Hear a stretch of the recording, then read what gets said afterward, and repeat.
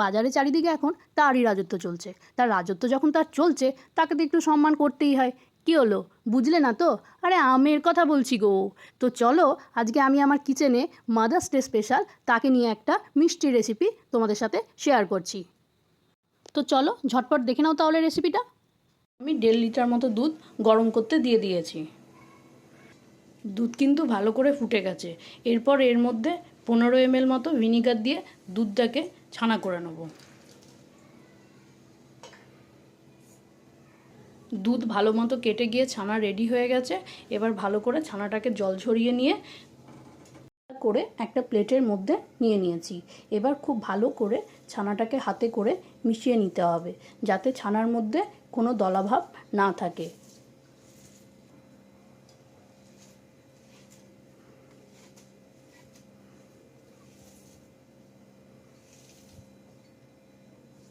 এইভাবে খুব ভালো করে 5 মিনিট ধরে মেখে নিলে কিন্তু ছানাটা পুরো সফট হয়ে যাবে। দেখো আমার ছানাটা কিন্তু পুরো সফট হয়ে রেডি হয়ে গেছে।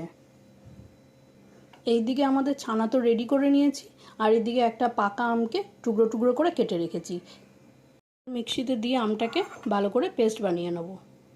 পেস্টটা রেডি করে নিয়েছি, এবার ছানার সাথে ভালো করে মাখিয়ে নেব।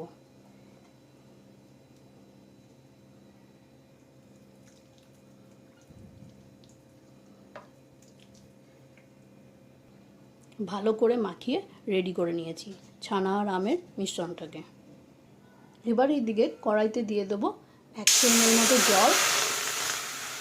জলটা একটু ভালোই গরম হয়ে গেছে।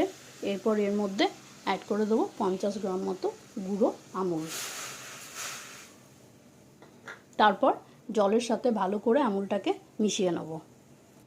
গুঁড়ো দুধ ভালো করে মিশিয়ে নিয়েছি। এরপর এর মধ্যে অ্যাড করে দেবো 3 চামচ চিনি। চিনি কিন্তু খুব বেশি দেওয়ার দরকার নেই, কারণ গুঁড়ো দুধও মিষ্টি থাকে, আমের মধ্যেও একটু মিষ্টি রয়েছে, তাই চিনিটা আর বেশি দিচ্ছি না। আর এমনিতেও মাখা সন্দেশটা একটু কম মিষ্টি খেতেই কিন্তু ভালো লাগে। চিনি ভালো করে গলে আসলে আমার ছানার মিশ্রণটাকে দুধের মধ্যে এবার দিয়ে দেবো। এইবার এইভাবে এইটাকে ভালো করে একটু নেড়ে চেড়ে একটু গাঢ় করে নিতে হবে।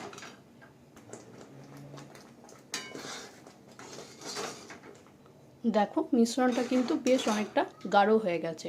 এর থেকে বেশি গাঢ় করলে কিন্তু মাখা সন্দেশটা শক্ত হয়ে যাবে, আর এমনিতেও ঠান্ডা হলে এটা আরও একটুখানি জমে যাবে। এবার মিশ্রণটা কিন্তু অনেকটা ঠান্ডা হয়ে গেছে।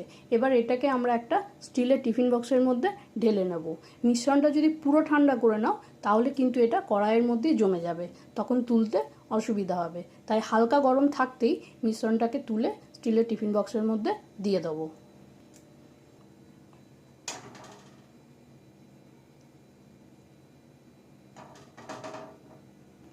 মিশ্রণটাকে টিফিন বক্সের মধ্যে ঢেলে নিয়েছি।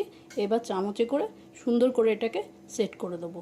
তারপর এটাকে বেশ কিছুক্ষণের জন্য ফ্রিজে রেখে দেবো, যাতে এটা সুন্দরভাবে সেট হয়ে যায়। তো চলো এটা সেট করে নিয়ে তোমাদেরকে দেখাচ্ছি। বেশ কিছুক্ষণের জন্য ফ্রিজে রেখে দিয়ে বের করে নিয়েছি। আমাদের মাখা সন্দেশ পুরো রেডি হয়ে গেছে। এই দেখো কতটা সফট হয়েছে, দেখো খেতেও কিন্তু খুব টেস্টি হবে।